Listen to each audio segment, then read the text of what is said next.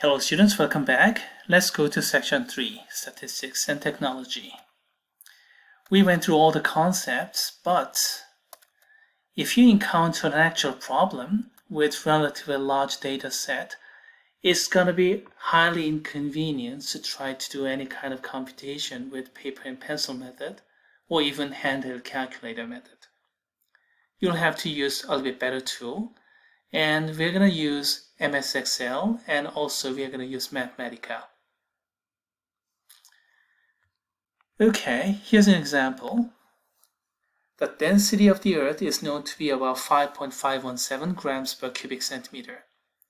Henry Cavendish, an English chemist and physicist who lived from 1731 to 1810, was the first scientist to accurately measure the density of the Earth. Here's a data set based upon his experiment conducted on 1798, and this was published in 1799. And here's the data set.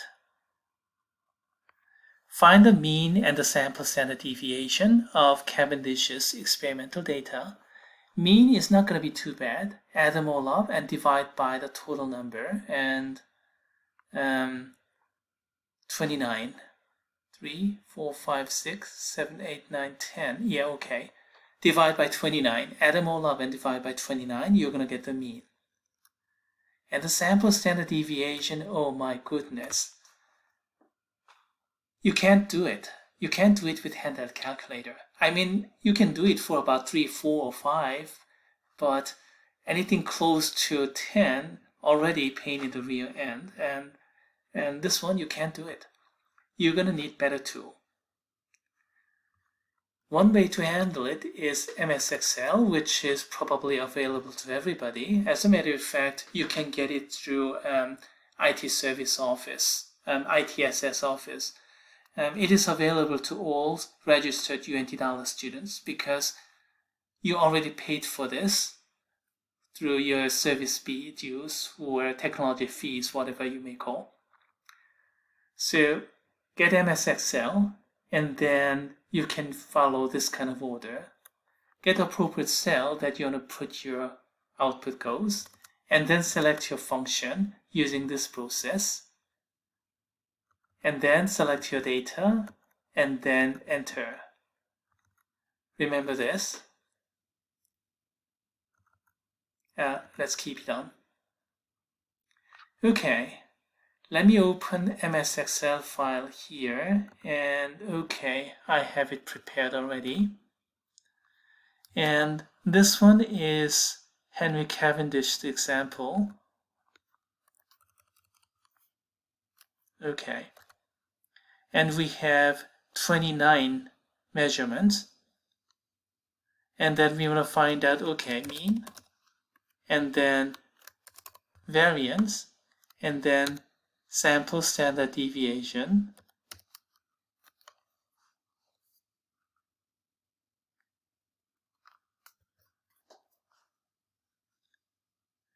let me use this, variance.s, variance for sample, standard deviation.s means the sample standard deviation.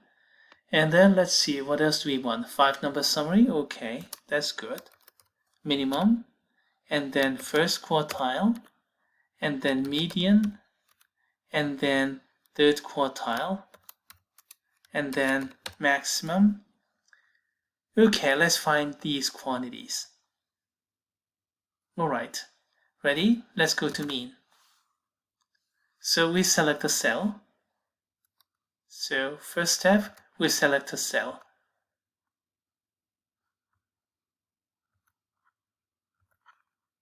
That's where we're going to go. And then let's select a function. Here in home screen, find this Greek letter sigma here.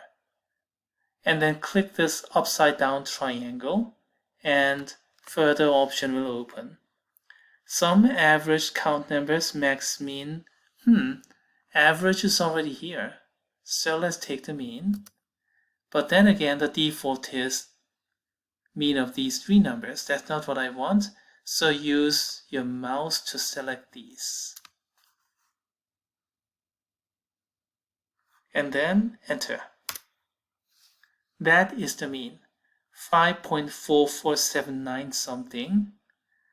So 5.4479, 5.448 approximately speaking. And let's go back to Henry Cavendish's example here. 5.517 is today's measurement, and in 1798 Cavendish got 5.448. Remarkably accurate, really remarkably accurate. There's a reason why this experiment is so famous. Okay, alright, so much for the mean.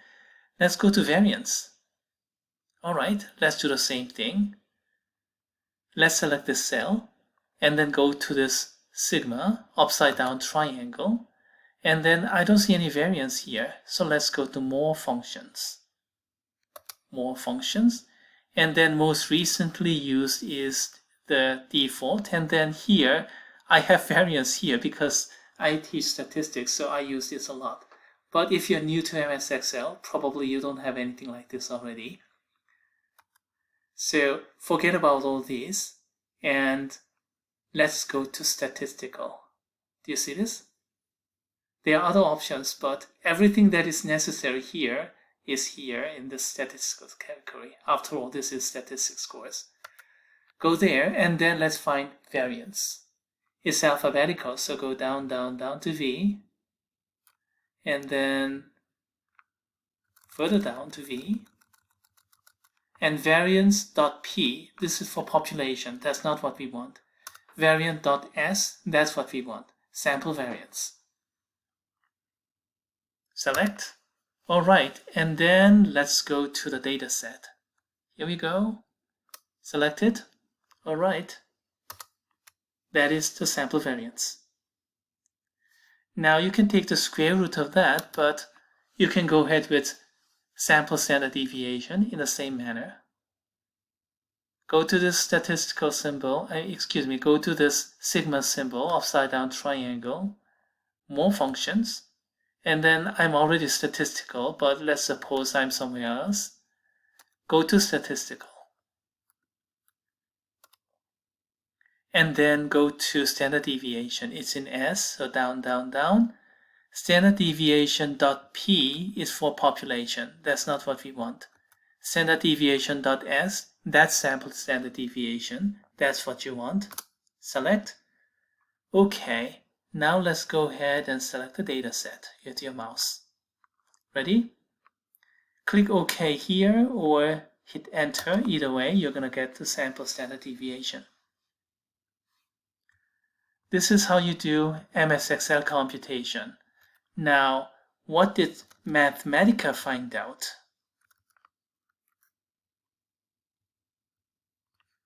Oh, all right.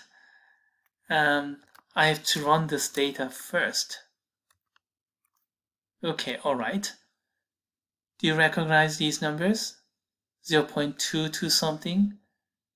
Gotta be right. Yes. So they both match. So Mathematica's computation and MS Excel computation match. So they must be right. Okay, we went through mean, variation, and standard deviation. Let's go to 5-number summary. Let's find the minimum. Select a cell. Okay, let's go to this sigma notation, upside down triangle. And minimum is right here. So okay, let's select minimum.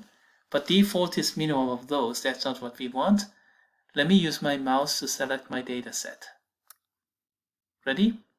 Click enter.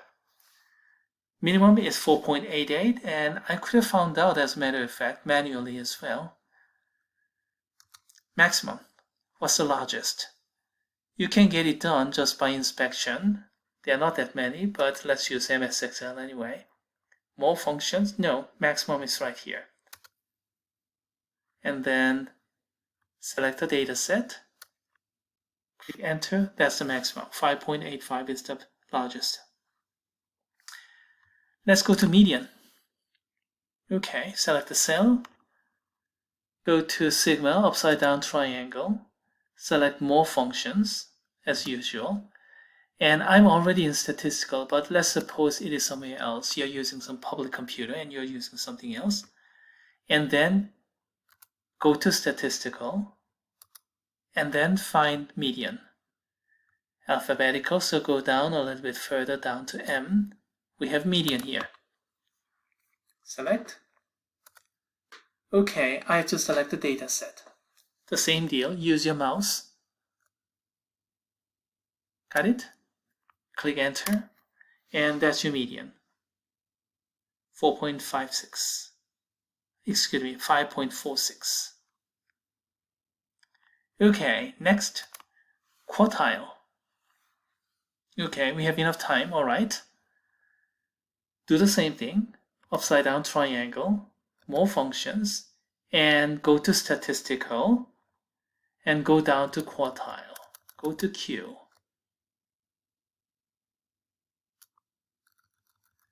And you'll see two quartiles here. Quartile.exe, quartile.inc. What is it?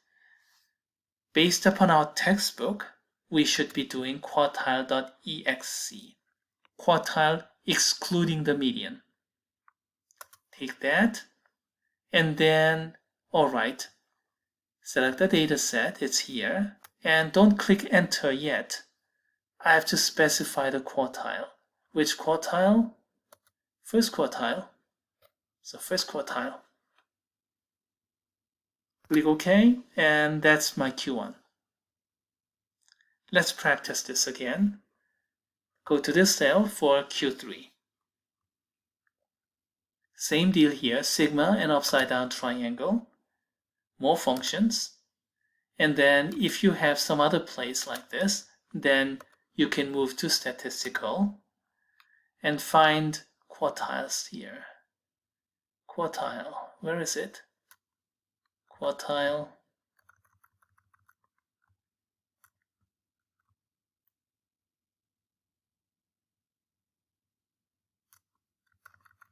Okay, quartile.exe is what we want. Quartile excluding the median. That's the quartile computation method based upon our textbook author. Let's select that. And then we have to select the quartile and array. Array is here, use your mouse to select it. And if you click enter or click OK hastily, then you're going to get an error message. Uh-oh, we have a problem.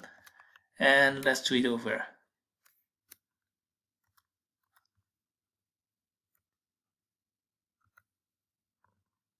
Go to quartile.exe.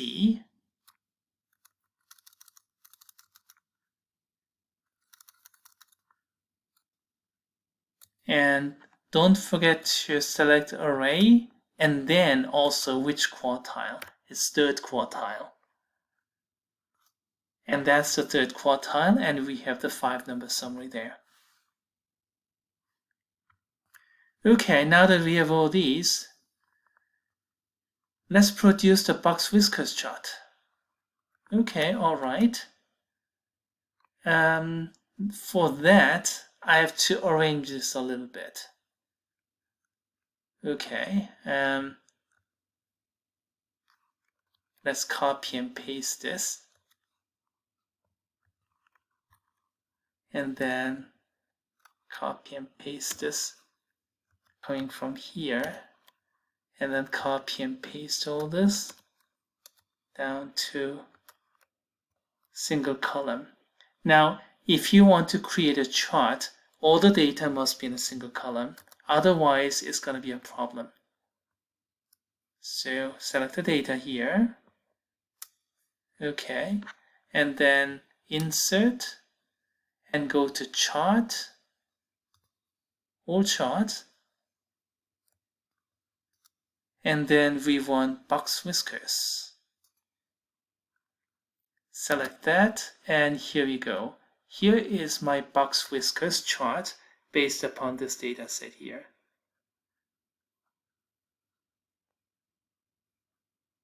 Minimum, maximum, and then Q1, Q3, and median is the horizontal bar here.